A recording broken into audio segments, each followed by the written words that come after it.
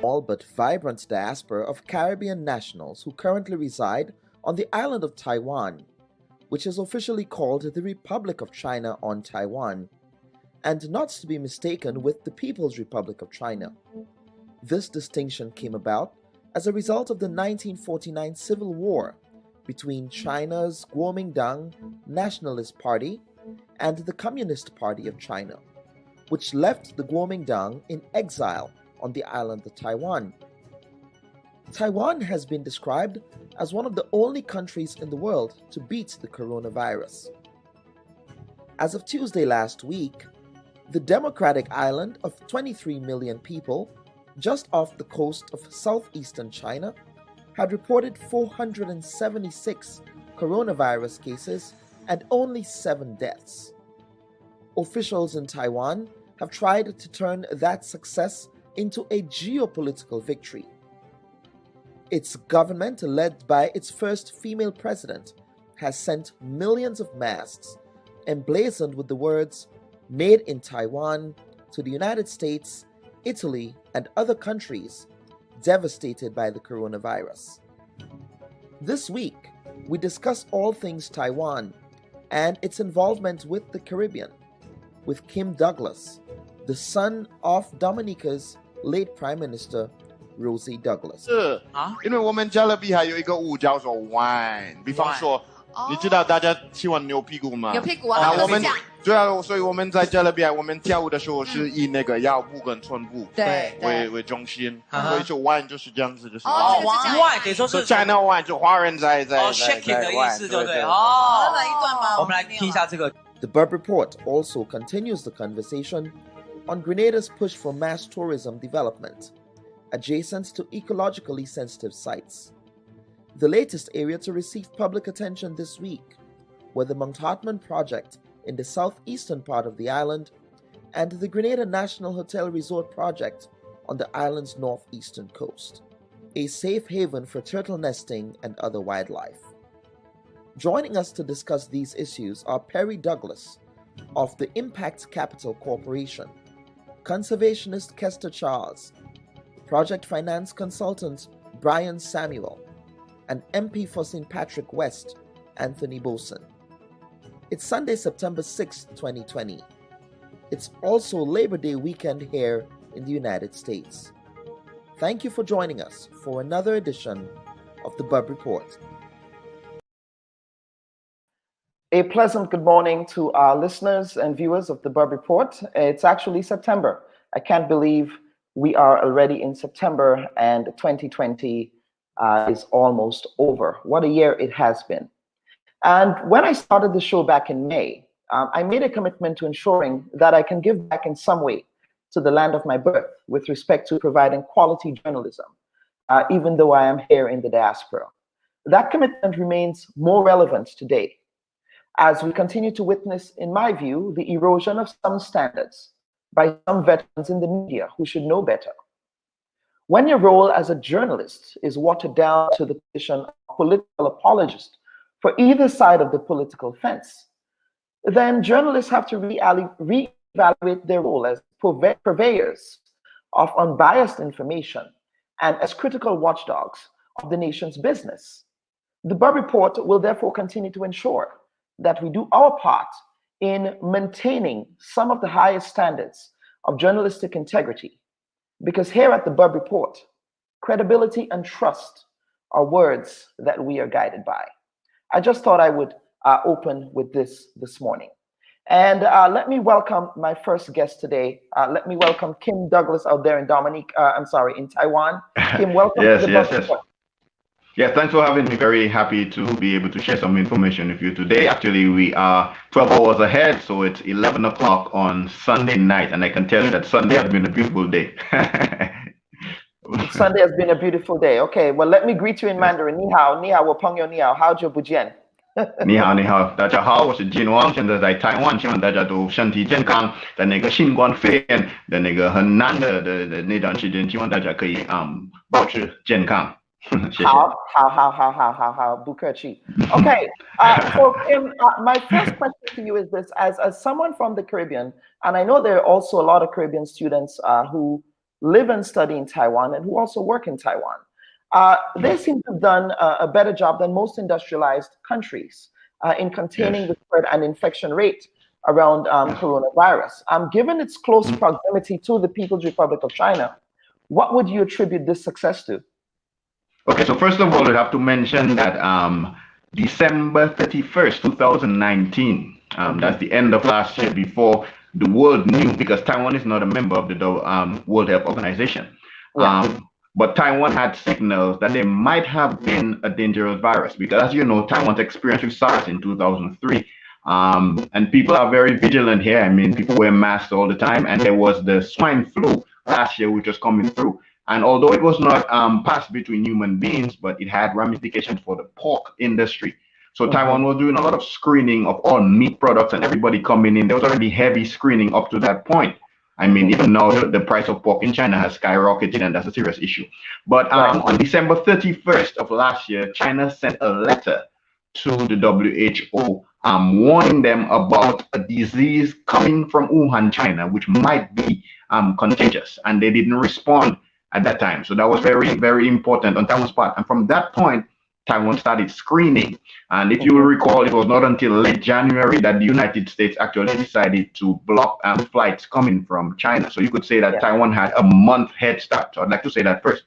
Secondly, as you know, the people are very vigilant with wearing masks. So what the government did was that they nationalized PPEs, and the country started to produce masks to prevent price gouging, and everyone with a health card or certificate could line up and get a certain quantity of masks every week. So everyone was wearing masks.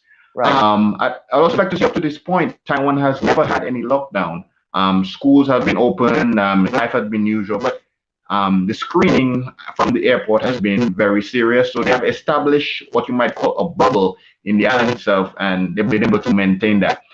Through August, the month of August, people were already getting a little bit tipsy, because the first 6 months was rather testy, because although you would say that Taiwanese people are among the most disciplined in the world as regards to following government regulations, but people got a bit tipsy. And Taiwan had 3 months with zero local transmissions. So the government released all the restrictions, and I traveled around the island, and I'm telling you, from an international perspective, because Taiwan is export driven, the economy has obviously suffered, but the local economy has been humming along. I mean, I haven't seen it that way in years. I would say at least 10 years. Oh, wow. Because Taiwan is a source of tourists for many regional partners, and no one could travel outside of the island. So everyone was just 23 million people all around the island and nearby islands, and people were everywhere. The night markets were packed, and down in the south of Taiwan, I mean, it was very a sight to behold. Yes, so I would say that basically Taiwan has beat the virus thus far, although you can never be too careful about a second wave or something like that. But I trust the vigilance of the people. I can just imagine, although we haven't seen a lockdown, but one can only imagine what a lockdown would be like here, because already still here in Taipei, the capital, masks are still mandatory for public transportation. If you enter the metro station, they have this UR screen, so everybody's temperature is taken. If anyone with a fever will be stopped, and masks are mandatory. And for the schools, although there have been no lockdown, every student coming to every learning facility had to have their temperatures taken, and you had to wear masks all the time in the school. 24 hours every time you in school, you have to wear a mask, teachers and students. So the first 6 months are very rough. I could say they've beaten the virus. But as you talk about the Caribbean and Taiwan, I prepared a few numbers, and I hope we could talk about the political ramifications, because that is very serious. And we will be getting to that as well. But Kim, just before we segue, I heard that they also have extremely strict protocols in Taiwan that comes with heavy sanctions, if you will. And again, you did mention that folks seem to are accustomed to these public health protocols. But is there a level of public trust in institutions in Taiwan that we don't necessarily see in Western countries like the United States? Well, there was a competition because, Taiwan is democratic, and the political situation with Taiwan and China. And Taiwan actually did it in a democratic way. I mean, every noon people were glued to their TVs to hear the information. So it was actually done in real time in an open manner. And that is what led to a big light being shined on Taiwan. As far as people following the rules, so far they have had over 80,000 people have been quarantined, and reports of people breaking the quarantine is 0.3%. So 0.3% of 80,000 people. So the numbers are very eye-popping here for sure. Right. Okay, Kim, and we will segue. We will segue into what is happening in the Caribbean, notwithstanding that you are in Taiwan. But your father, Rosie Douglas, he established diplomatic relations with Taiwan, I believe, when he was prime minister. And such ties was several. Am I correct in saying that, first of all? No, actually, Dominica originally had relations all along with the Republic of Taiwan, that's China. Taiwan. Yes, my father at the time, he was more on a leftist side of things. He was pro-Cuba and all that. He was in the opposition. While he was in the opposition in the 1980s, early 1980s, he was the international secretary of the Dominican Labour Party. And during that time, he was the first one to establish links with the People's Republic of China during that time. He went on a 2-month fact-finding mission. And at that time, China was just establishing its rise. If you remember, in 1979, the US broke off relations with Taiwan and established relations with China. 1979, and Deng Xiaoping had just taken over China, and he began the opening up. And China then had 30 consecutive years of year-on-year double-digit economic growth. That's so they are where they are today. But in 1983, he went to China and he developed the Dominica-China Friendship Association, and he got facilities for a lot of projects in Dominica. Well, at the time in Dominica, we had Dame Mary Eugenia Charles, and she said that she would not accept any gifts from mainland China, that's People's Republic of China, because we are in relations with Taiwan, which is very strange, because I'd find that later on, years before my father became prime minister, he would send me to Taiwan. I was like, if you were, in favor of relations with China, why would you send me to Taiwan? And I think his whole ideology was that most of the leaders in the Caribbean, especially the OECS, we were not ready for what it would mean to establish relations with People's Republic of China. What do I mean by that? He said that because the People's Republic of China, when they come in and they have their workers and their investments, unless we are able to control which industries we open for their investments, we're just going to get swallowed up. So he said to me that China is the future, but if we are going to establish a relation with China, we need to have some long-term vision and plan. And it seems to be that many countries all over the place, yes, we support China, but we haven't highlighted what industries we are opening for foreign direct investments. We're just doing everything in a piecemeal kind of a way. And I think that maybe we have not been actually getting the most that we can. And in addition to that, I'd like to say that Taiwan has a population of 23 million people, right? 2 million Taiwanese people are working and living in mainland China. What is the population of the OECS? That is a good question. It's less than so while our leaders and we get caught up with China and Taiwan and all that, there are more Taiwanese people living and working in mainland China than there are people in the OECS. So at the end of the day, the bottom line for us have to be our interests. We cannot get too caught up in the politics, because here too, the bottom line is the economics. I just thought that I'd like to make that point. Yep, but so Kim, I'm going to dig deeper a bit here. Do you think the relationship that Caribbean countries now maintain with the People's Republic of China is actually healthy for the development of the Caribbean? Well, it depends on what we open up for investment, but I still think, and you know, I maintain that for a long time, that the holy grail of mainland China is still their market. So we should have been all these years, you know, researching and finding out what niche we are going to find. I mean, yes, we accept the economic assistance they can give us. Yes, we accept the projects and the building of infrastructure. But at the end of the day, the economic holy grail, that's why they have the trade war going on with China right now. And with the SARS epidemic, what you see is China is under a lot of pressure. And that's why I said we're going back now into Taiwan on the world stage. Last month, Mr. Alex Azar, that's the leader of the health department in the U.S., was in Taiwan. Health and services in the United States. Mr. Alex Azar, yes, the Secretary of Health. And I was wondering, what in the midst of a pandemic in the U.S., what is he doing on a 3-day visit to Taipei? That is the highest level of U.S. Government member to visit Taiwan since 1979.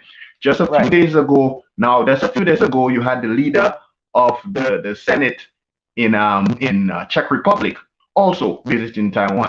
So China is receiving a very big backlash because of the SARS pandemic. People believe that, you know, they didn't do enough to notify the world in time, and so on and so forth. And next month, you have the Undersecretary of State, the person below Mr. Pompeo, actually coming to Taiwan to seek to sign a trade deal with Taiwan, a free trade agreement. That was unheard of before, because Taiwan would ban pork from China because they said that the pork feed had certain chemicals and additives. But now they want to sign an agreement with China. But I'd just like to say one thing. Let me just give you some numbers right here. So Taiwan wants to sign a free trade agreement with the US to get more space in the economic community, in the international community, right? Let's take a look at this. In 2018, Taiwan exported $329 billion worth of goods. That's 329, right? Mainland China accounted for 92 billion. The United States accounted for 47 billion. And if we have Hong Kong accounted for 40 billion. Okay, so that's China and the US accounted for 40% of Taiwan's export, while the United States export accounted for 14. So that's 40 to 14. So one wonders, what is Taiwan looking for in terms of signing a free trade agreement with the US? Because although they have been one of the biggest purchasers of weapons from America, but 40 to 14, and then you know that United States, and then one more point, the trade deficit. Taiwan has a trade surplus with mainland China of 80 billion US dollars, and a trade surplus with the United States of only 10 billion US dollars. And that is the position we see happening as China is moving from being the world factory to the world market. America is right now in the Indo-Pacific strategy. They have India, they've got Japan, they've got Australia. They're trying to encircle China right now, but it's going to be very difficult for them to get friends in Asia because the Chinese market right now, the US economy right now, right? About 70% of US economy is consumption. The Chinese market right now, Chinese economy is only 40%, so much room for growth. And that's why the Chinese are still playing this long game because they don't want to open up the economy fully to the US because they know that is where the beef is. And I made all that to say that in the Caribbean, I don't see us any way, shape, or form actually trying to get into the Chinese market or looking at it from that perspective. Correct me if I'm wrong, but what plans or what movement or what analysis have you heard coming from the Caribbean in terms of looking at the holy grail of China, which is the Chinese market? Mm-hmm. And Kim, those are some very, very, very interesting thoughts to ruminate on. We are out of time, but rest assured, I will be bringing you back. We actually have a couple more programs in which we will be examining the geopolitical influence of China in the Caribbean. And on the surface, many folks are concerned, but I think it requires a much deeper conversation than we can get into today. Kim, thank you again. Thank you very much. Thank you for having me. Thank you very much. All right. All the best. All the best. Okay. Peace. All right. Bye-bye. Okay, folks, we will take a break and we'll be right back.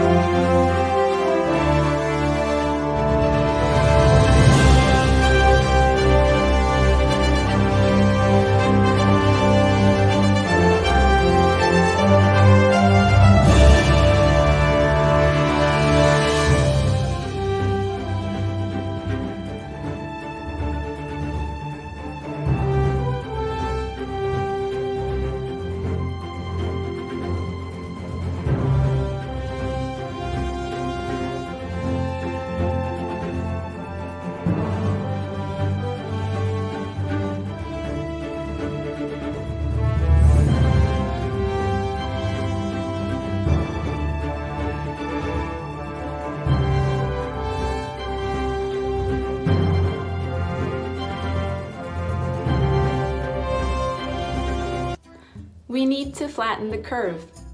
This time it's the tourism version, but we can use the same graph to illustrate the point. We don't want to maximize tourism growth in our eagerness to regain what has been lost. We don't want tourism to overburden our destinations and our communities. We need to flatten the curve. We need tourism to spread out throughout the year. We need to reinvent the business model as we move forward, because if not now, then when? So let's get to those 4 things. Number 1, figure out your new vision of success. This is the time to have those tough policy decisions that redefine what kind of a destination you want to be, who you want to attract, and how to manage it. This is the new thinking that the Netherlands came up with. We're aiming for the sweet spot in tourism, and for us that means a win-win-win situation. A win for local businesses, a win for visitors, but also a win for locals. And often we'll see a lot of nice initiatives which are great for businesses and visitors, but sometimes they forget about the locals, and we think we need to bring the locals more into the equation. And in Amsterdam, they're adopting the donut model, based on Kate Raworth's book. I was advocating for this in my TEDx talk last year. In order to adapt to this situation, destinations need to redefine their vision. It can't be more visitors. So what is it? This is a series of discussions that destinations need to be having.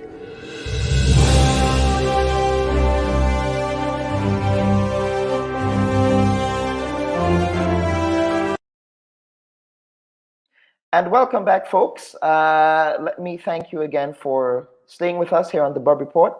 And let me bring in our panelists for our discussion today. We have Mr. Terry Douglas, another Douglas. I don't believe there are any relation to Kim over there in Dominica. Brian Samuel, Kester Charles. And we also have Minister MP Anthony Bolson. MP Anthony Bolson of the St. Patrick West constituency, not the constituency in which the current Liver project development is taking place, but nonetheless, it is in his neck of the woods. Now, Mr. Bolson, I'm going to start with you. As the Member of Parliament for St. Patrick West and someone who has served the St. Patrick community for a long time, are you concerned with the ecological impact that that Livera project is going to have on what is an ecologically sensitive part of the country? Thank you very much, Kellen. And once again, let me extend a pleasant good morning to my fellow panelists and to all of your listeners and viewers to this very informative program that you have initiated a couple of months ago. Kellen, before I answer your question, it is important that I give you and your audience a brief background as to what direction I'm coming from. Well, let us put it this way. I was born on the sister Isle of Carriacou, but I grew up in St. Patrick. My primary school education, secondary school education in St. Patrick, yeah? I have been representing that, well, half of St. Patrick, the constituency of St. Patrick West, for the past 20 years now in the Parliament of Grenada. But prior to that, as an economist and a development economist, in 1990, I was tasked with the responsibility by the then NDC government to prepare a national development plan for Grenada. That plan, which I prepared, it was accepted by the CDB, and it became the blueprint for Grenada's economic and social development. And in that plan, I must indeed say that one of the areas I emphasized for tourism development was the St. Patrick Livera area. In 1998, again, prior to entering frontline politics, I prepared what I call a parish plan, a plan for the development of St. Patrick, which I have with me, St. Patrick 2000 and beyond, challenges, opportunities. Well, I have the document here. And again, that plan was subjected to consultations, parish consultations, and it was overwhelmingly accepted that St. Patrick is a parish that presented tremendous potential for tourism development. And therefore, in preparing both plans, the national plan and the parish plan, and Colonel, let's let me quote the last line of my vision for St. Patrick. Just the last line, that was my vision. There is peaceful coexistence between man and nature. I want to go through the whole thing. In essence, what I'm saying is that for the development of St. Patrick to be sustainable, there must be recognition of the ambience, the attractions. What exactly will attract tourists to St. Patrick? And we know as a fact that the Livera area, the issue of the turtle coming there to lay eggs, the freshwater pond, just the natural ecosystem, that to me is something that any developer, any government wishing to develop the country must recognize that you cannot go to any extreme with the development. There must be a balance between yes, I hear that. But in looking at the 3D renderings of what the developers are proposing, these are monstrous structures. I mean, we're talking about, based on the 3D renderings that I saw, again, I do not know if those 3D renderings are actually a depiction of what will be the end product, but we're looking at, high-rise buildings. But let me bring in Mr. Charles here. Mr. Charles, as a conservationist, I know for a fact that light repels turtles, right? We know that. And turtles prefer to nest on beaches that are uninhabited and are peaceful. So how is what the minister's saying going to really ensure that we have sustainable tourism in Livera?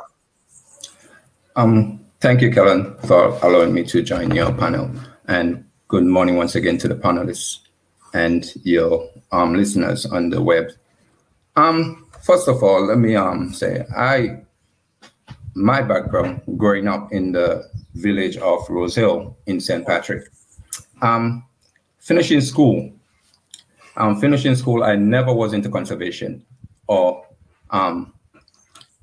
protecting the environment. But as a young man, I have seen the devastation that we as humans has caused to these biodiversities, which gave me the sense and pride to actually get up and help make a difference. Answering the question that you have asked pertaining to Mr. Boson, first of all, I must say, I'm not against development. I believe each country needs to develop from where they were to move forward.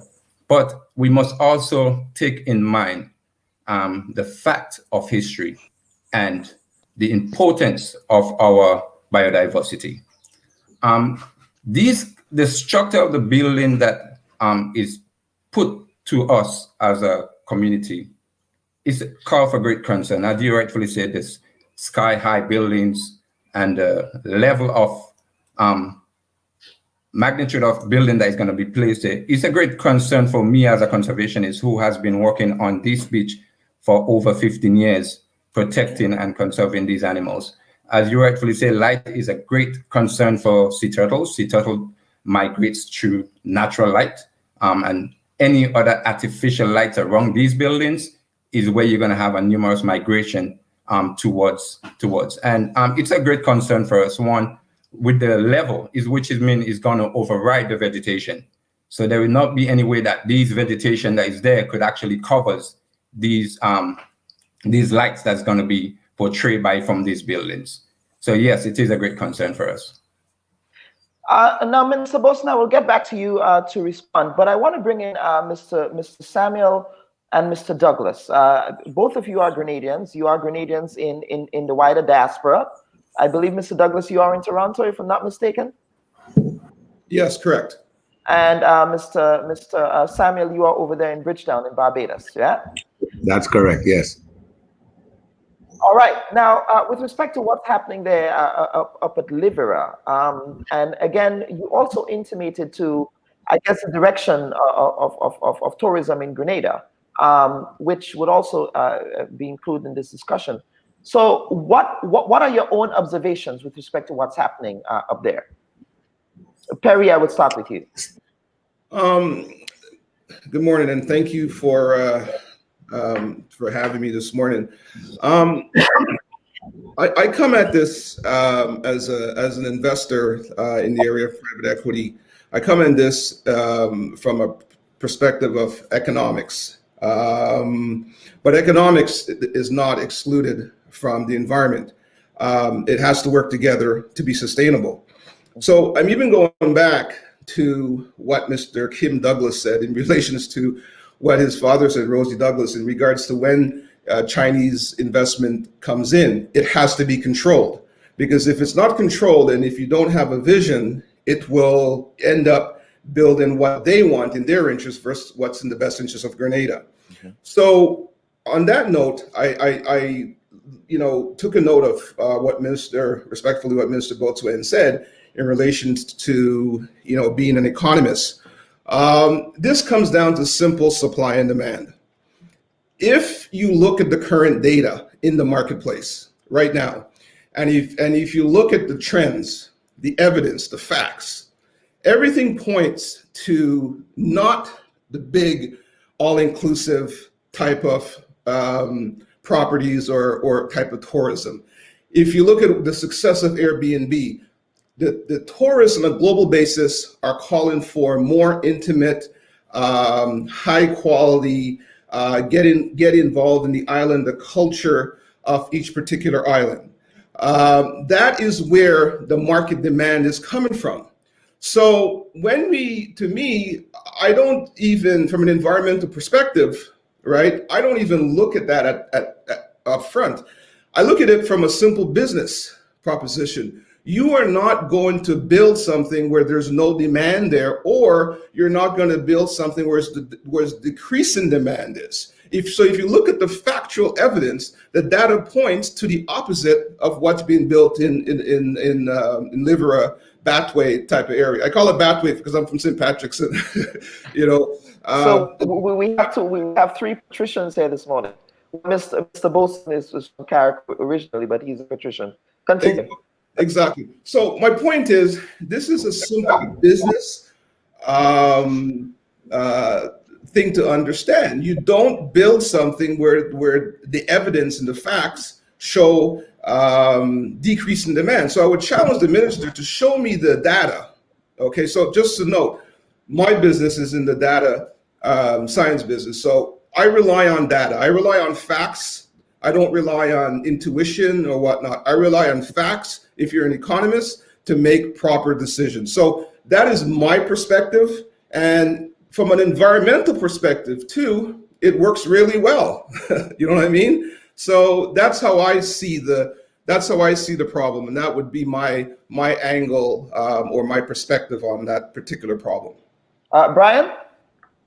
Yeah, thank you very much, and good morning to yourself and everybody who's listening, and good morning, Minister Bolson and my fellow panelists.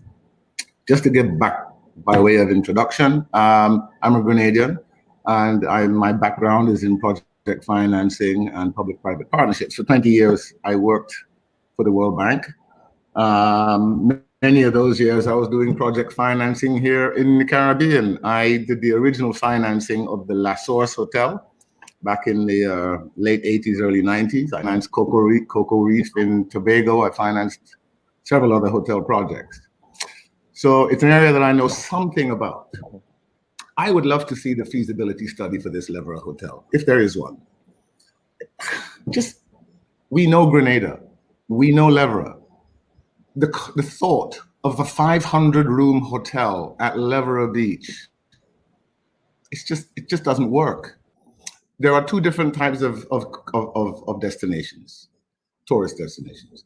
There's the mass market destinations, the Bahamas, the Dominican Republic, Dubai, Jamaica. And there are niche destinations. And Grenada defines niche destinations. That's what we are. The biggest hotel we have is about 250 rooms, which is tiny by global standards. Livera Beach is windy. It's dangerous. The currents are sweeping through there. That is not the best place to put a 500-room hotel. How long does it take to drive from the airport to Livera? On a good day, you're lucky 2 hours. Who's going to build a new highway? Grenada does not have the infrastructure to do these projects. We are pursuing 3 projects right now: Grenada, Mount Hartland, and La Sagesse. Combined, they have a total of about $5 billion of investment, US billion dollars. This is in a country that has a GDP of $1.1 billion. We don't have the capacity to absorb this level of expenditure over a few years. And my problem with the Livera Hotel, well, one of my many problems, apart from the wrong taste, the wrong design, the wrong place, because it's financed by the sale of passports, by the CBI, there's a disconnect between the short term and the long term. The people who build the hotel, they're not going to be there in 10 years running it, because their job is to sell passports, raise the finance, and build the hotel. China has a habit of doing this, building huge projects in small countries, and then if we are left holding the white elephant, it doesn't matter to China. It doesn't matter to people who bought their passports. They got what they want. But a 500-room hotel at Livera is the wrong project at the wrong place at the wrong time. Now, Mr. Samuel, I'm sure, and I will get the minister to respond in short order, but the counter-argument that perhaps the government would propose is that we have to ensure that development is spread out throughout the country, and so that we're not centralizing employment, so that folks from the rural areas would not necessarily have to visit or move to the southern part, Grand Anse and so on, and in the St. George's area for employment, and that could be an argument. Mr. Bolson, would that be an accurate categorization of your government's vision? You are absolutely correct. And this is something I'm not hearing from the panelists or from those who are in opposition to the project. Kellen, let me reemphasize, let me reinforce what I said before. When I prepared that development plan, both the NDC administration as well as the NNP, the two political parties to govern the affairs of Grenada since the end of the PRG, have agreed that we need development in St. Patrick area. They both agree that tourism development in Libera is critical. You'll read the last budget presentation by the then Minister of Finance under the NDC, Nazim Bok, and he said, we welcome the idea of tourism development in the Libera area. Because we have to understand a couple things. One, when we look at unemployment, every poverty assessment survey that has been done over the past 30 years shows that St. Patrick has the highest level of poverty, highest level of unemployment. Yeah? And this is attributed to the point that you have made, that all of the jobs, most of the jobs are created in the southern part of the country. And our people, the farthest point, have to travel all the way to St. George's for work. Yeah? And when you look at the cost, it's not feasible. The thing, let me conclude on this point. Yeah. The hotel project, I have no problem with those who are criticizing the size, because personally, I believe that the size of that what they're thinking of is way beyond the carrying capacity of the area. I fundamentally agree with that. It's beyond the height of a coconut tree. Well, you could all of that. I am saying yes. I am concerned about that as well, but I'm not hearing that is not the key thing. They're talking about preserving the ecosystem, which I agree to as well. And we are saying, yes, critique the hotel. But look, wait, everybody talking about they have not yet seen the EIA. Nobody has seen the EIA as to exactly what will be enshrined in the agreement as to preservation of the turtle nest in there, preservation of the freshwater lake, preservation of access to the beach, preservation of your wetlands. Nobody has seen anything to say, well, what they are doing contravenes what we want to see in terms of preserving the ecosystem. Because, as I said, development is not just about concrete, wall and concrete. It is about the environment, and there must be a critical balance between environmental preservation and economic development for jobs, for sustainable jobs. You cannot have it. You cannot have extreme, and that is not. And that is lacking in the conversation I'm hearing now. Okay, yes, Brian, go on, Brian. If I may, I agree with you. Absolutely, the area needs development. But why the assumption that the development must be in tourism, and then why this kind of tourism? You're talking about over $1.5 billion US dollars in investment in this project. Why does that have to go into one individual project? Think about what that could do for the area. Why don't you make loans available for Grenadians to build small lodges, small hotels, ecotourism hotels, and so on, and spread it out? Why make one monolith? Perry, I see you nodding as well. So actually, that's exactly what I wanted to say. So as an investor, we analyze investments and we take in a whole bunch of different data points to make the investments. A lot of what respectfully Mr. Boswain is saying is just bad policy, bad economics, and bad business.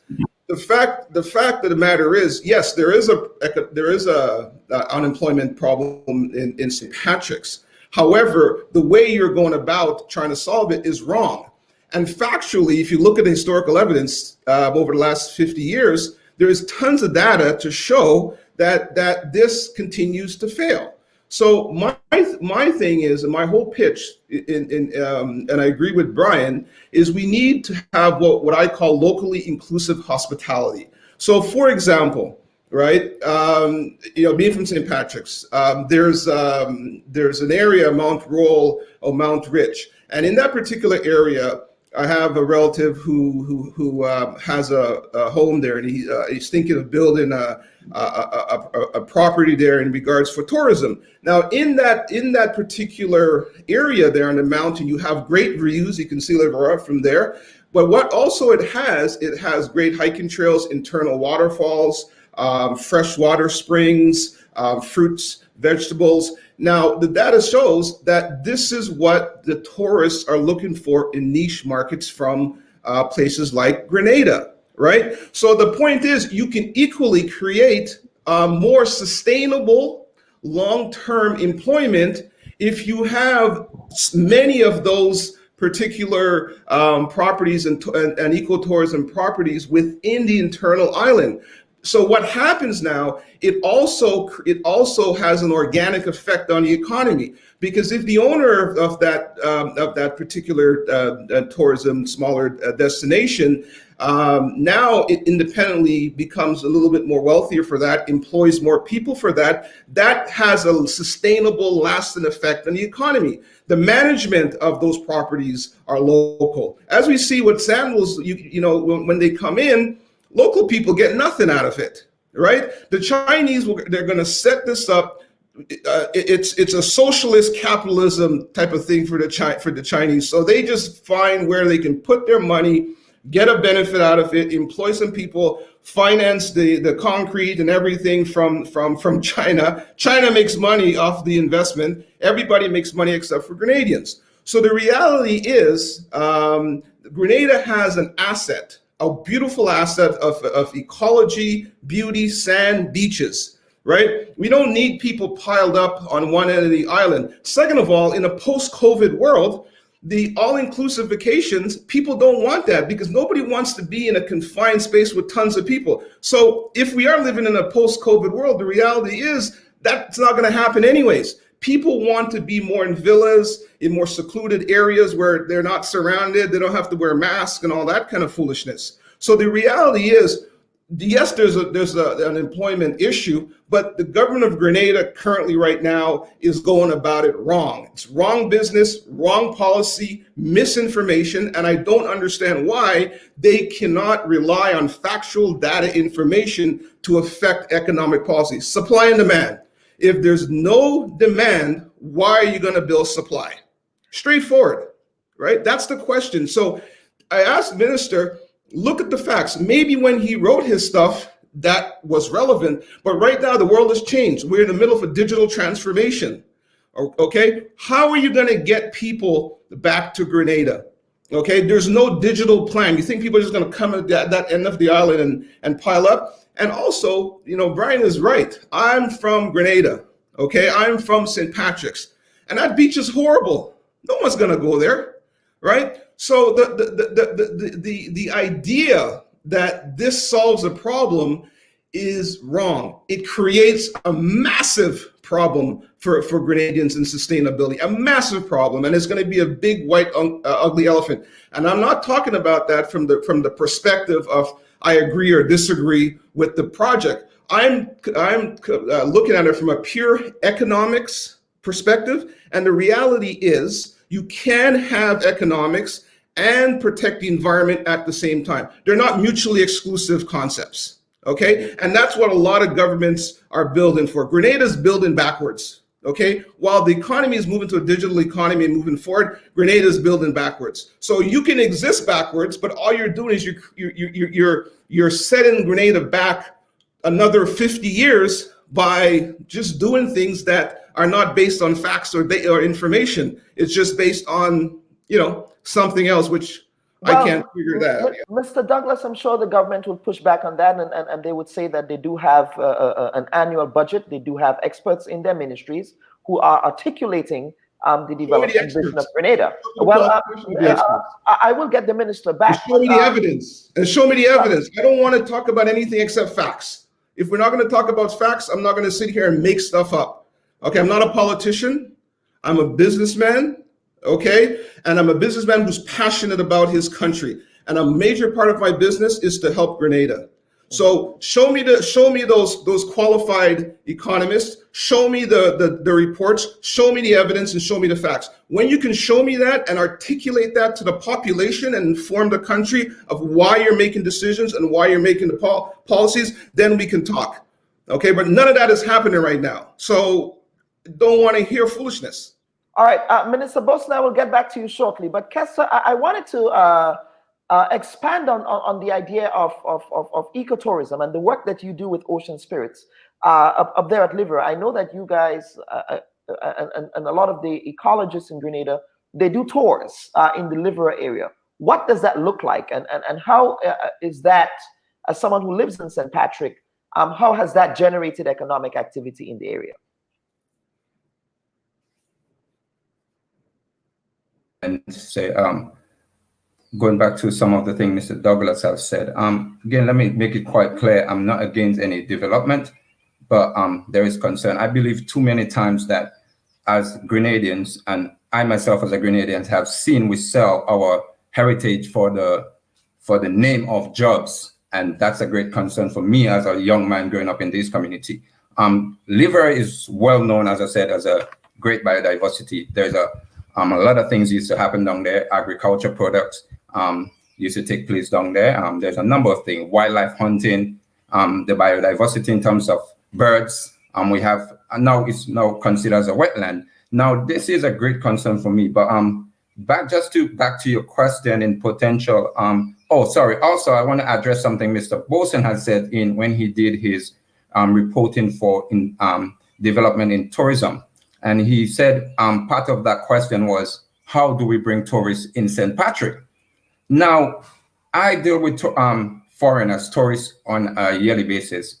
As part of our project, we have people from all over the globe come to join with us to actually help conserve, do research, and protect these animals. And some of the questions that we have asked and some of the things that they have spoken to us is, one, when they go to the south of the island, and they compare it to the north of the island, they are so happy to be in the north of the island. One, when tourists leave the country, they do not come here to actually get an experience of more concrete jungle that they have already come out in. They come here to enjoy the lush vegetation, the sceneries, the peace and quietness, and a number of things that St. Patrick offer. As Mr. Douglas have said earlier, we have great hiking trails. We have St. Patrick is also known as a historical site.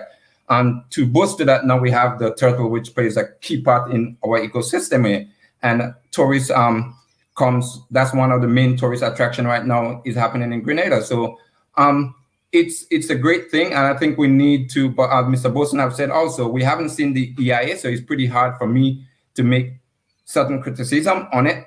We're still waiting on the EIA to finish and see what is in place. But in spite of the EIA, we have seen pictures of the structure. And I can see some of the effects that will have on our nesting beach in terms of the animals. It will have on the locals itself and their livelihood. It might create a couple jobs, but yes, it will cause a great devastation for the locals and a number of things. So again, I cannot say much unless I see the EIA, because we need to sit and analyze what the EIA is telling us and what are their intention of controlling some of these impacts that is going to have on the habitat and the environment. And now I will go back to Minister Boson. A lot was said here, yes, and I want to give you a chance to respond.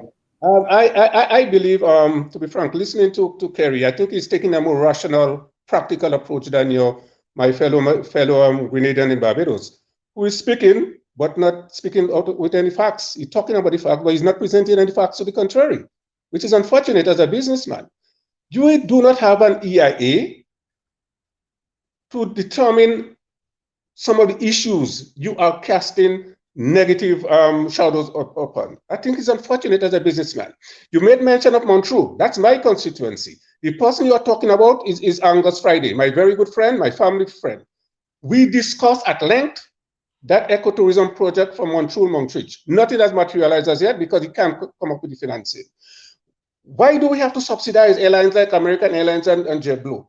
Why? Because we do not have the room stock. We do not have the critical mass to attract these airlines to come to Grenada unless we subsidize them, right?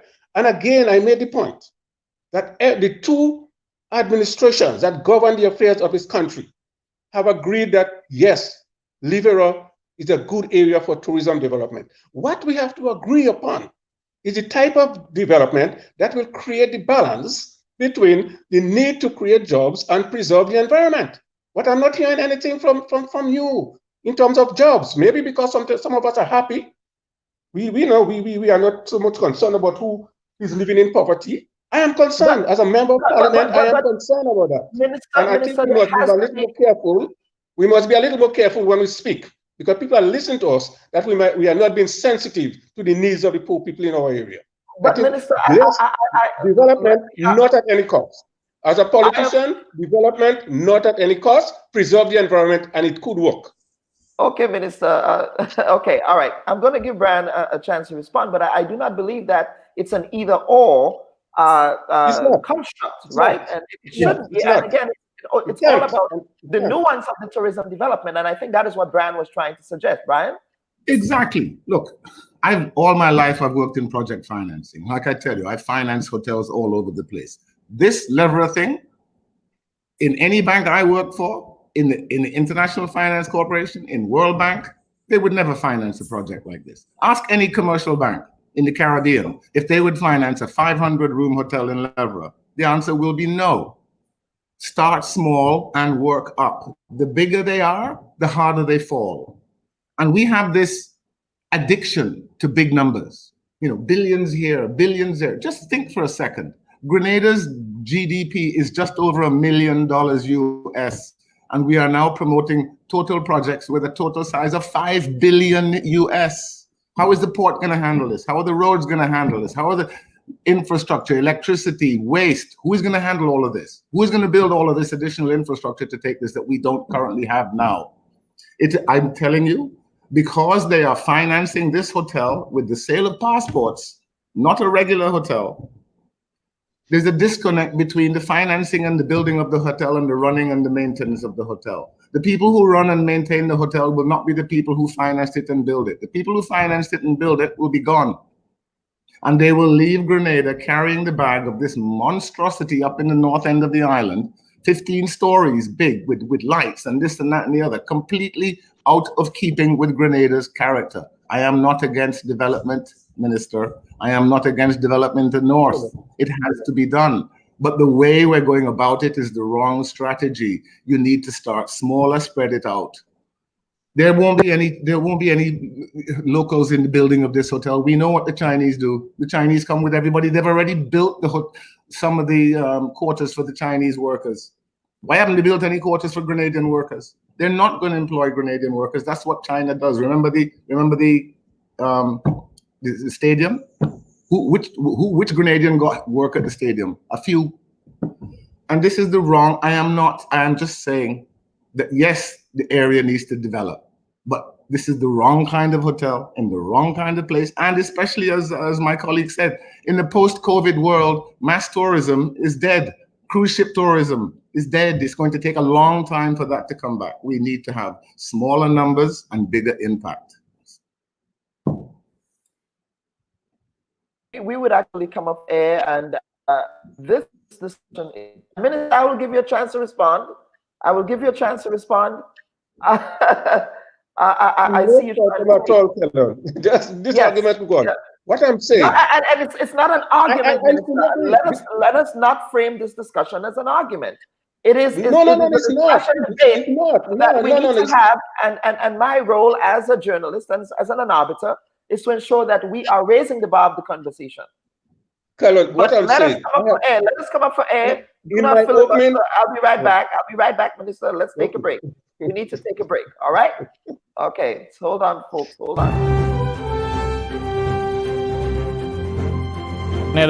Earlier, maybe about 10 years ago, egg poaching was a really big thing. So poaching of eggs, taking the eggs. It's still an issue for a lot of beaches. So Bathway still sees a lot of poaching, and if you go down the East Coast, most of the nesting beaches you'll get regular poaching.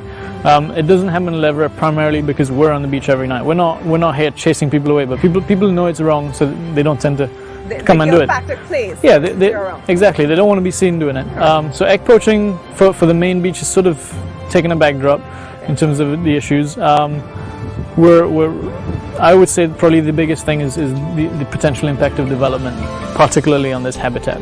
How will residential and sort of hotel development impact the beach through lighting, through construction, through marine structures such as jetties and things like that. So because Lever is such an important site, and the trouble is you can't take the beach away from the turtle. You can't separate the two because turtles are linked to this beach.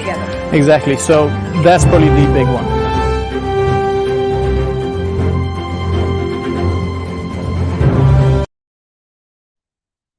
Let me welcome our guests back. Folks, this discussion is very important, and I've agreed to extend the show until 12:30. I think it's a very important discussion to have. Minister, I hope I'm not taking away from your lunch or from any other constituency business that you might have to tend to, such as perhaps having other consultations with the area, which brings me to the question of consultation, Minister. I believe you did suggest that there was a consultation with residents of the area last week. And I believe I'm going to have Mr. Kester come on and Minister Boson. Minister Boson, what would you say the impact of that consultation was last week? And what was the point? That consultation, in my humble opinion, was not properly organized. Yeah. Okay. There was a consultation prior to that at the Anglican School in Sautez. I was not there. But unfortunately, what happened in Livera should not have happened. And I must agree that it was not properly organized. And therefore, what came out of it, to me, was minimal. No significant contribution towards the project itself. But who organized the consultation? Was it? I think it was by the MP for St. Patrick East, who invited personnel to come to Livera. Yeah, but it was not done in a structured way. That it was not organized, and are you suggesting? I'm saying it was not properly organized. Yeah, because you cannot. I mean, it was not properly organized, and I want to leave it at that. Right? There is need for further consultation, where people could come and speak with regards to facts, and not out of a kind of xenophobic behavior, anti-China, because a lot of them communities everything was anti-China. That is not the approach. Talk about the development, regardless of who. Who was there will tell you everything. You will go on social media and everything is anti-China. Why that approach? I'm saying that this is not that is not how we approach development, my friend. Yeah, that's not how. If you have issues, as again, Mr. Samuel, I agree with you 100%. Because in the beginning, I said so. I said, let us look at this, that monstrous, that huge thing they're putting down there. The carrying capacity might be an issue.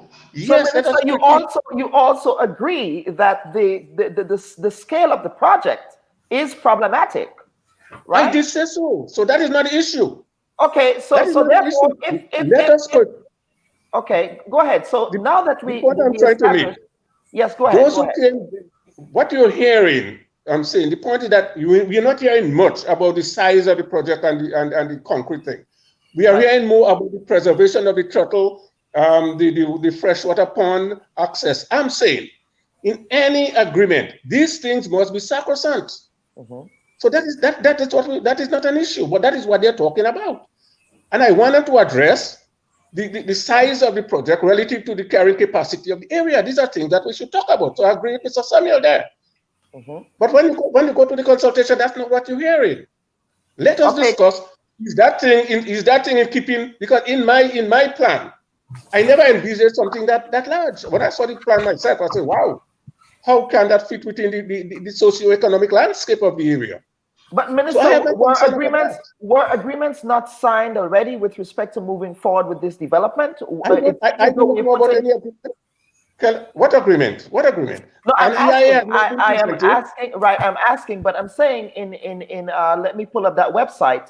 On one of the websites, one of the promotional videos, I believe it's from the Hang Sheng Development Company, who they're actually going to be building that project there. It would appear from the website that the die is cast. I don't know about die cast. As a member of parliament, I don't know about any die being cast. I don't know where it's cast. Okay. What I'm saying is that the discussion is still on, and let the people come forward and say, hey, how will that size of thing fit within? Yes, we could create jobs, but is it consistent with the socio-economic landscape, the physical landscape of the area? Is it consistent with the ability to provide basic utilities to supply such a project? These are issues we need to discuss. What I'm saying, things like total preservation that they're talking about ought to be enshrined in an agreement. That should have the force of law. That should not be encroached upon. So that's not the issue. But we are not talking about the issue. We are talking more about an anti-Chinese propaganda. That's what I'm hearing. Anti-Chinese propaganda. Let me get Kester here. Kester, do you want to respond? Yes. The minister suggesting that you are anti-Chinese xenophobes. I said to Mr. Boson in terms of the consultation that was held, it was not properly organized. But I disagree with him in the sense that he's saying everything was anti-China. There was a few people who was making, and that's human being. You will never get everybody to be on the same scale. But there was some constructive question that was asked there and then, pertaining to the carrying capacity, the waste management. There was a number of questions that was asked there. So everything on that day was not about anti-China. So this I disagree with Mr. Boson about. But yes, he's right. This was not properly organized. But again, there is ongoing. But isn't it an indictment on your colleague minister that something like that was not organized? The MP for St. Patrick's East. No. I won't blame my colleague at all. What I'm saying is that if you have different stakeholders interested in the project, on that day, what we had was people who were not even part of the whole thing. They heard about it and they arrived there. You know, and people who were not even they're not part of Ocean Spirit, they're not part of anything.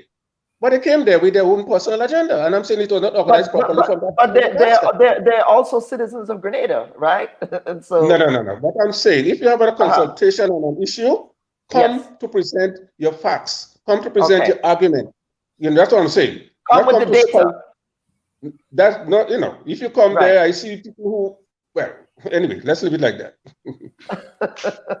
No, Minister, this is a safe space. Are you afraid of getting sued, Minister? No. Kerry was there, and I know what I'm talking about. I mean, from the opening statement was wow.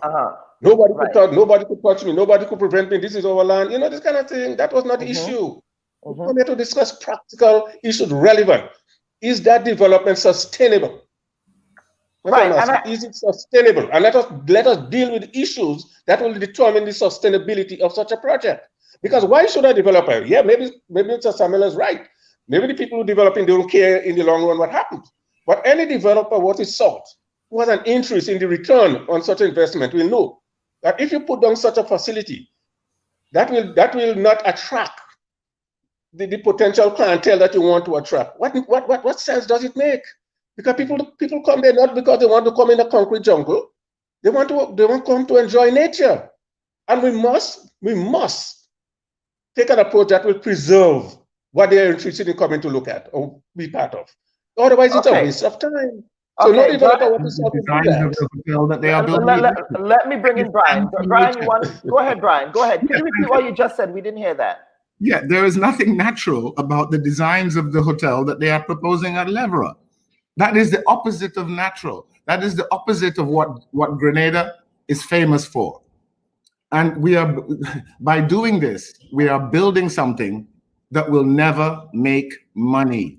No bank would finance this. If I ask everybody on this show now, would you take your life savings and invest in this hotel that they're building in Levera? Do you really think that this 500-room hotel in Levera can make a success of things? I don't think so. And it is because of this disconnect. Because the people who are investing in the hotel, they're not investing in a hotel. They're buying a passport. They don't care what happens in the long run. They've got their passport. So they're not saying, oh, let me buy shares in this hotel. Because whether the hotel wins or loses, they've got what they want. So there is a fundamental disconnect. If you have a situation where you could build these things without the people who finance it and building it really having a care about whether it will make money or not, This is a recipe for creating white elephants that we will be left with. A 15-story monstrosity at the northern end of the island, the end of the island that is famous for nature, for beauty, and for being part of what tourists come to Grenada wanting to see. They don't want to see that kind of stuff. And it is because of this same thing about people aren't investing in a hotel. They're buying a passport. And that's a recipe for disaster. Minister, I cannot disagree with you on your thinking in that lines, but let that be the focus of our discussion in going forward.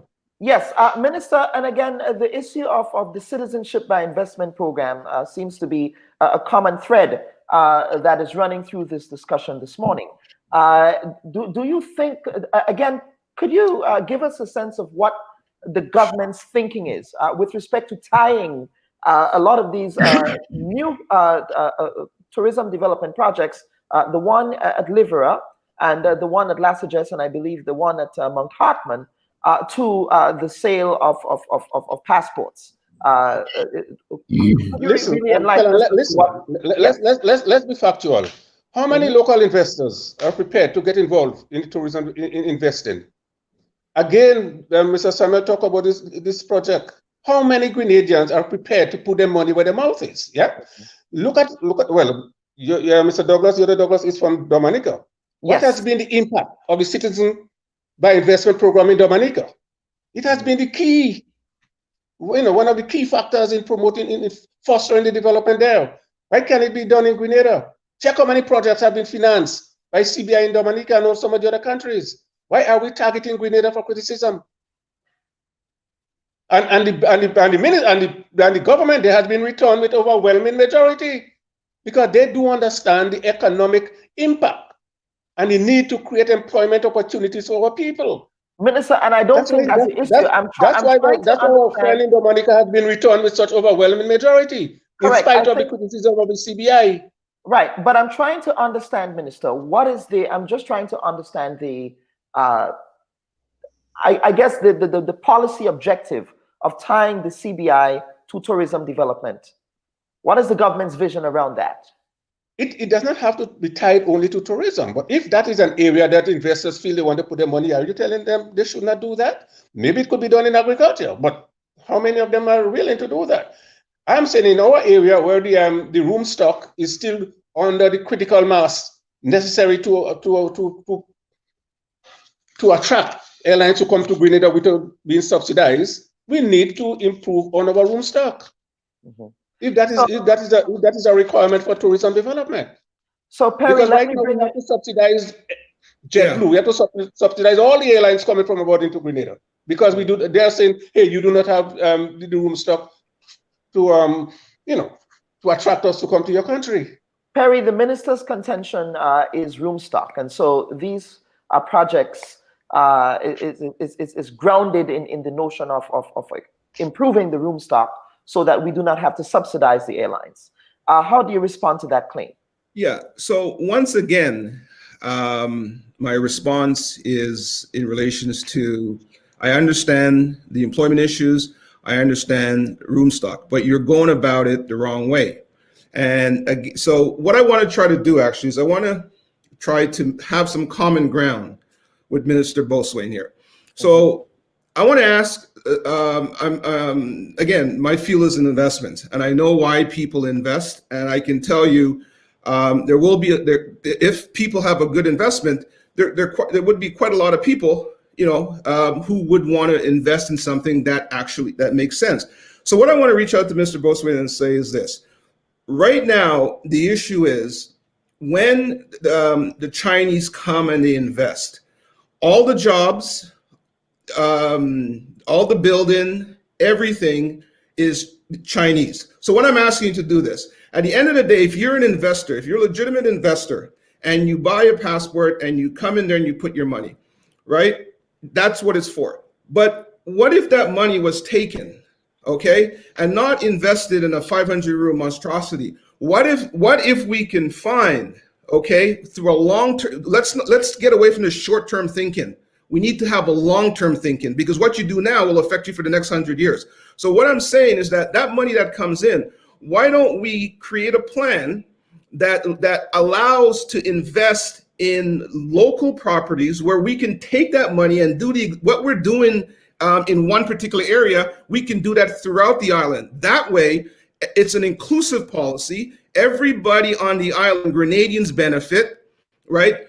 Management will be Grenadians. The interior, in terms of what the data says, what people want, will benefit. So that policy would be more inclusive. The policy that you have now with the Chinese in that one big hotel is exclusive. It does not allow for the broader participation in the economy by local people. So what's happening is that the local people will not share in the prosperity from that investment dollar will have. So if I can say to you, hey, bring the foreign investment, but what Rosie Douglas said back then was true. You have to be able to negotiate and control your outcomes in regards to when you're dealing with the Chinese. You can't negotiate from a position of being desperate.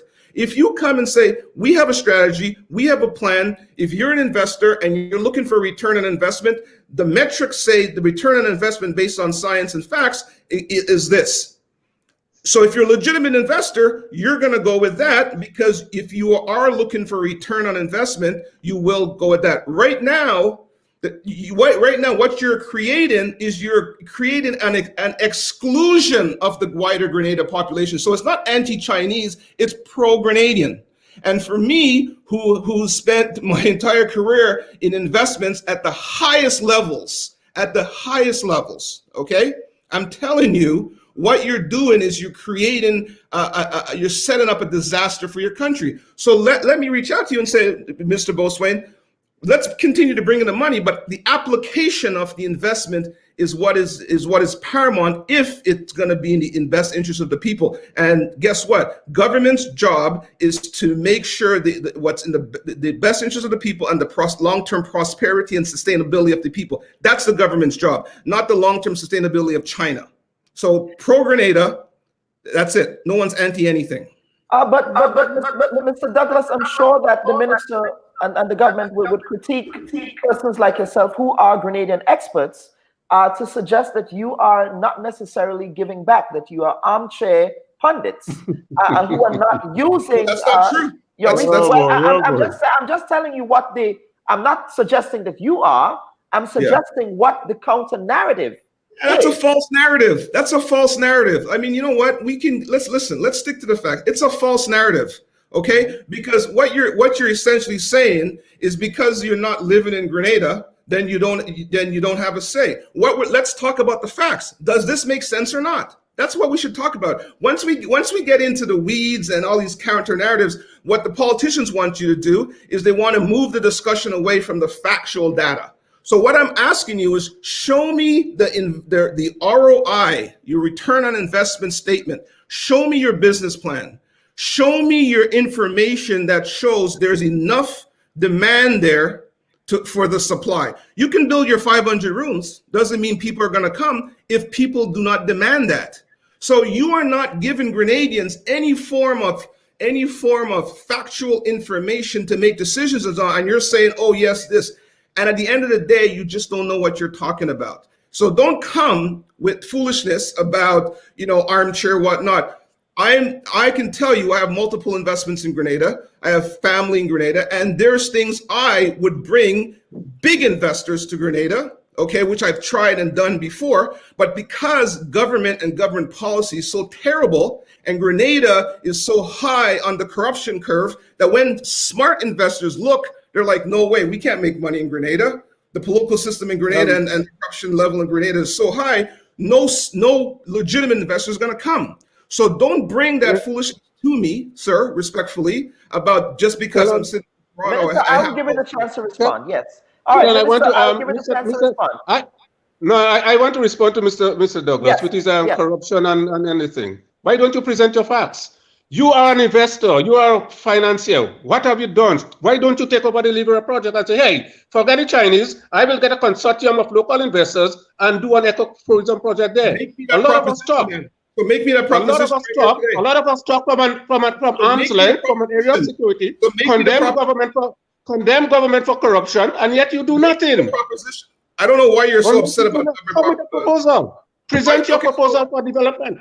Take over the Libera project. We'll give it to you. Okay, we will give it to you. We'll send the Chinese out tomorrow. Come with your proposal. Develop the project there. Okay, folks. Too many armchair speculators out there. Right. Criticizing about corruption. And they will do nothing. Okay. All right. Let's not get into this nonsense about corruption. What do you know about corruption? Okay. Bring your facts. Let us bring your facts about corruption. That's what the information come on, invest. It's not me saying it. You invest nothing here. You invest nothing in Grenada, but you run your mouth. Minister, we could do it. Stop nonsense about corruption. Okay. All right. What have you done for Grenada? Minister Boson? What have you done for Grenada? Minister Boson. Colin, I have to go because I can't take this nonsense from this kind of guys who don't live in Grenada. They don't contribute to Grenada, but run their mouth about corruption and who don't corrupt.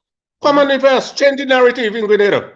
Okay, so Minister, thank you very much. Okay, all right, Minister, thank you so much. Thank you so much. All right, so the Minister has agreed to depart the show. We do welcome him back as well anytime. But Mr. Douglas, you did say that you had a proposition, and what would that look like if you were to present a proposition to the government? My proposition to the government of Grenada is to get organized and create a foreign investment task force or whatnot to go out there and properly market Grenada to the world. So if you are not doing side deals and things like that, you have to be transparent, because if you're not transparent, you're not going to get quality investments. And like Brian said, you're just selling passports. That is not sustainable, right? So people would invest, okay, if the project made sense. Who is going to invest in a 500 room project where there's no data to support that demand? It's foolishness. So Minister Boeswain could say what he wants, and in terms of corruption, it's not what I'm saying. It's what the UN, stats on corruption. And when a smart investor looks, one of the first things a smart investor looks is to look where a country is ranked on the corruption curve, because that is a direct indicator of success or failure. So I'm just pulling metrics as I'm an investor. Right? Well, you see what happens? It's telling. Why did he leave? Right? Why did he leave the conversation? Because he has no factual information to support his argument. So that's why he has to walk away. So you walk away when you have nothing left, right? And the fact of the arguments about telling people that because they don't live in Grenada. I was born in Grenada. My family's from Grenada. Okay, I have a right to say what I want. He ain't no more. He's not more Grenadian than me. Okay, and he does not know what I've invested and what I've done in Grenada. And I can tell him, I guarantee it's more than him. So we have to hold these politicians accountable because they're flinging crap. They're flinging foolishness. Can I say something? Yes, Brian. Calm. We hope that the minister will come back, and we hope the minister is not too vexed. But look, the point is that we have to look, we got to be practical about this. We have to look at the scale. Grenada is a tiny island. As I keep saying, there is this thing that economists call carrying capacity, implementation capacity. You cannot take a 1962 VW Beetle and put a turbocharger on it and air conditioning on it and make it into a limousine. It is a Beetle. Grenada is Grenada. Grenada cannot absorb $5 billion worth of investments in the next 5 years. We just can't do it. So stop thinking about it. If we look at Mount Hartman and the catalog and Hog Island and the catalog of failed projects that a good friend of mine will have something to say about very soon. There's a long history going back 20 years of failed mega projects. Going back to Ritz-Carlton, Four Seasons, this one, that one, Chinese one, this Chinese, that Chinese, now Range, now this. And another thing about these two Chinese projects, the one at Mount Hartman and the one at Levera, we don't even know who's doing it. We have no information about the identity of these people who say that they're going to invest $3, $4, $5 billion in our country. Who are they?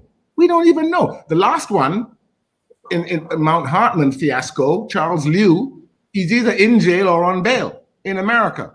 for a big fraud scheme. Is these the people that we're running out with? We need to be a little bit more selective in the people that we choose to do business with. And it is clear that the 500-room hotel at Levera can never make money. Perry, would that pass your desk as a feasibility study? Would you be advising your clients to invest in that?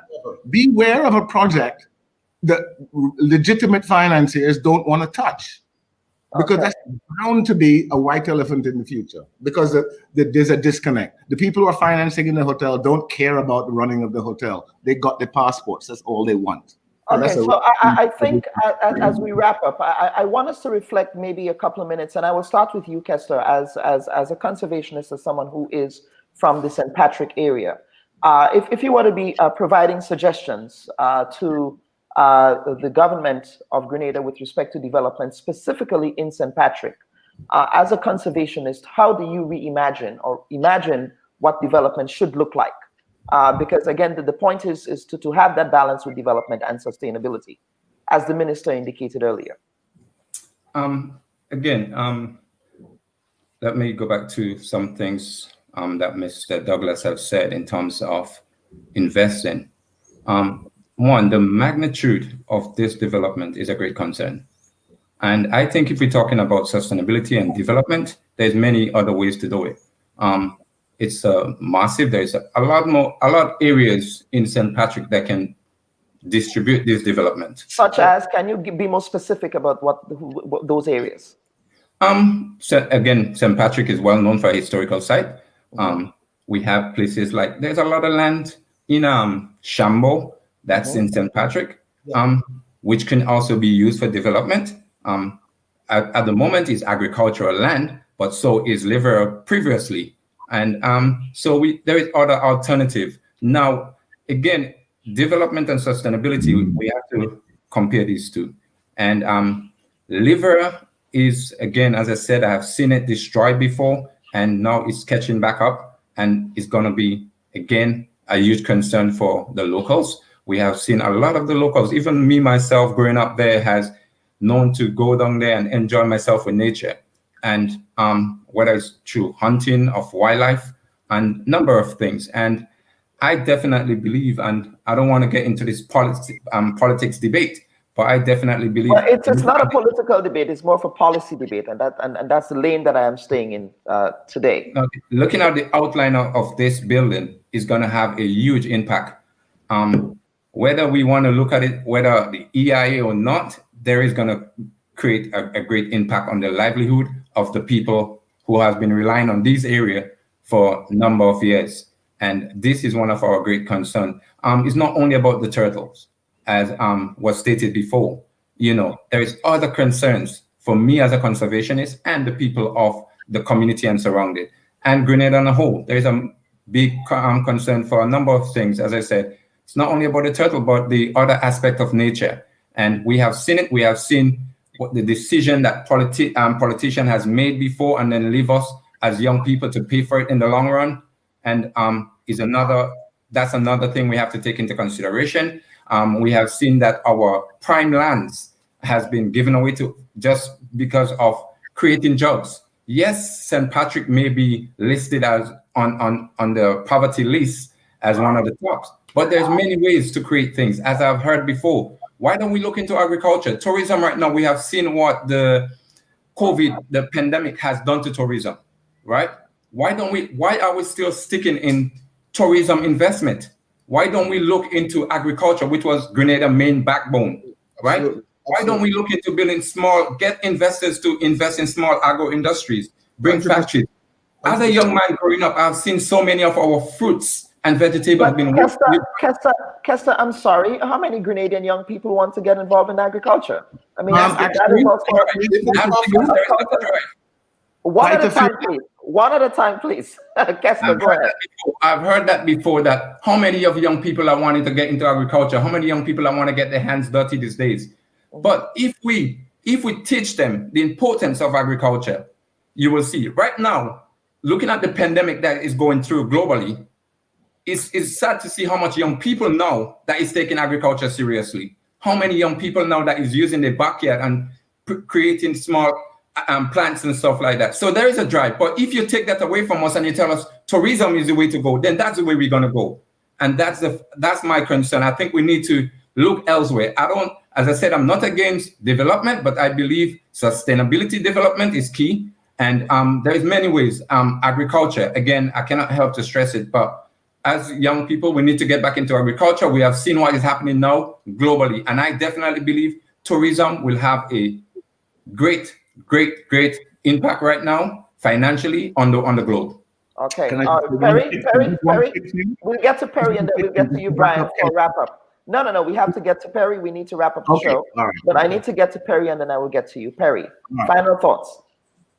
Final thoughts. I think this was a great discussion. I think what Kester Charles is saying is very important because Grenada economy needs to diversify. The tourism market will take a long time to come back. So if you sit there waiting for that, Mr. Charles, and you have to listen to the young people, right? The young people know what's going on. So I think Mr. Charles's point is right on. And I'll be happy to reach out to Mr. Boatswain. You call me, and if you want to have legitimate quality investors, let me know. Brian Samuel, I definitely need to speak to you. There's a lot of stuff that I'm doing right now that's going to be really big in the Caribbean very, very soon in regards to big institutional foreign investors. I would love to have a man like you on my team. So I'm looking forward and I'm looking for progress. And as a Grenadian, I'm pro-Grenadian. I'm not anti-Chinese. Okay, Brian, finally. Thank you. Again, Kester, I just want to repeat what you hit the nail on the head. Just imagine what you can do with $1.5 billion US in investment. Absolutely. Instead of building a concrete monstrosity that will employ a few Grenadian security guards, just think of how you could spread that around. The small-scale agriculture, the small-scale tourism, all kinds of projects that you could do with the same money that you're getting from selling passports.